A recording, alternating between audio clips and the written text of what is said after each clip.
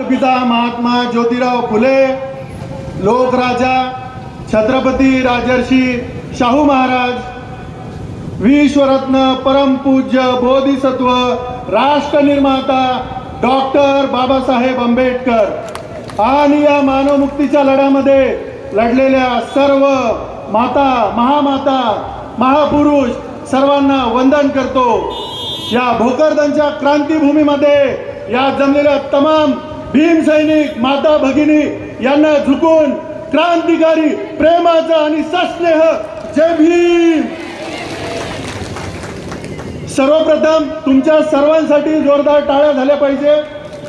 आयोजकांसाठी सर्वात जास्त टाळ्या झाल्या पाहिजे। यांनी आपल्या सर्व नेतृत्व गुणाचा त्याग करून खाली बसलेले आहेत। आमच्यासारखी बिनचेहऱ्याचे माणसं त्यांनी स्टेजवर बसवलेले आहेत आणि त्यांनी जो त्याग केलेला आहे, बाबासाहेब म्हणतात, जोपर्यंत समाजाचे नेते समाजाबरोबर राहतात तोपर्यंत ती चळवळ टिकते। ज्या मिनिटाला नेते समाजापासून बाजूला होतात ती चळवळ संपून जाते।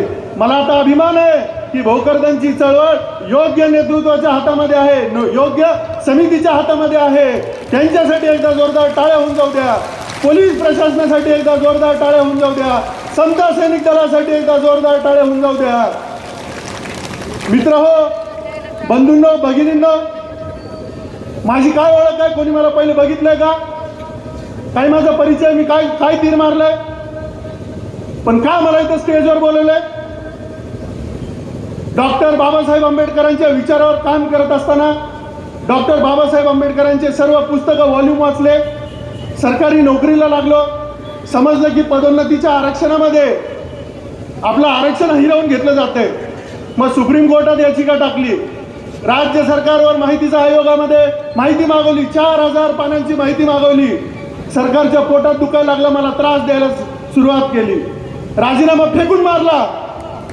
माझा बाप कधी त्या सरकारी नोकरीच्या मागे पुढे फिरला नाही। माझा बाप जर सरकारमध्ये राहिला असता ना, सुप्रीम कोर्टाचा चीफ जस्टिस झाला असता, या जगातला सगळ्यात श्रीमंत व्यक्ती झाला असता, या जगातला सगळ्यात मोठा उद्योगपती झाला असता। पण माझ्या बापानं तुमच्या आमच्यासाठी सगळं त्याग केलं।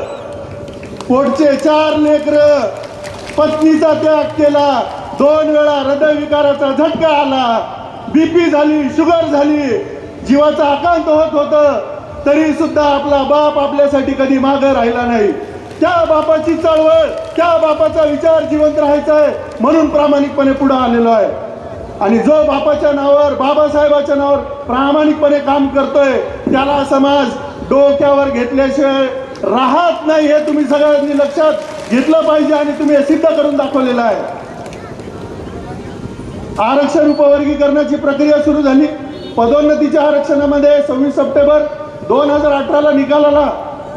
त्याच्यामध्ये त्यांनी चर्चा घडून आणली, SC STच्या आरक्षणामध्ये क्रीमी लेअर आणि वर्गीकरण करा। मग आम्ही त्याच्या विरोधात सुप्रीम कोर्टामध्ये गेलो, सुप्रीम कोर्टाने निकाल आमच्या विरोधात दिला। मग पुनर्विचार याचिका टाकली, त्याच्या विरोधात आम्ही गेलो, सरकारनं ते सुद्धा फेटाळलं। सरकारनं 4 राज्यामध्ये लागू केलं, महाराष्ट्रामध्ये प्रक्रिया सुरू केली। मग मित्रहो, आता प्रश्न पडतो की कोणाची मागणी होती उपवर्गीकरणाची? माझा प्रश्न आहे तुम्हा सगळ्यांना, गावागावातून आपले बांधव आलेले आहेत, सांगा, गावातला मातंग बांधव म्हणतोय का मला उपवर्गीकरण पाहिजे? म्हणतोय का? हो का नाही मला सांगा। मातंग बांधव बाबासाहेबांच्या विचारापासून कुठेही दूर गेलेला नाहीये। भारतामध्ये, महाराष्ट्रामध्ये गेल्या 3 वर्षामध्ये भंतेजी मान्य करतील, 3 लाख मातंग बांधवांनी बौद्ध धम्माचा स्वीकार केलेला आहे। 5 लाख भंतेजींकडे अपडेटेड आकडा आहे। आदरणीय भीमरावजी आंबेडकर साहेबांशी बोलत होतो, भीमराव साहेबांनी सांगितलं, भीमराव साहेबांचा संदेश सांगतोय तुम्हाला, ही लढाई महार मातंगाची नाही, मातंग बांधव बौद्ध धम्माचा स्वीकार करतायत हे बघून इथल्या हिंदुत्ववादी विचारांना पोटात दुखायला लागलेला आहे। आणि म्हणून मातंग बांधवांना आपल्यापासून दूर करण्यासाठी ही सगळी खेळी खेळली जात आहे। तुम्ही बाबासाहेबांच्या सोबत जाल, महारांच्या, बौद्धांच्या सोबत जाल तर तुमचं आम्ही आरक्षण काढून घेऊन जाऊ, ही मातंग बांधवांना इथं भीती घातली जात आहे। चर्मकार बांधव आज म्हणाले, काल म्हणाले, आम्ही बौद्ध धर्माचा स्वीकार करणार आहोत. त्यांना वाटलं की ते आम्हाला घाबरवतील, पण आम्ही बाबासाहेबाची लेकरं आहोत.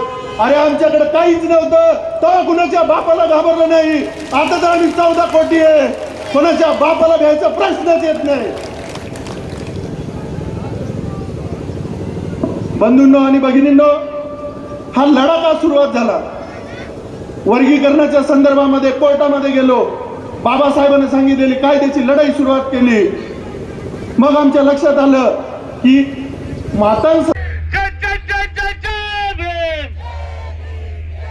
अनुसूचित जातीतील अबाकडा उपवर्गीकरण रद्द, अनुसूचित जातीतील अबाकडा उपवर्गीकरण रद्द.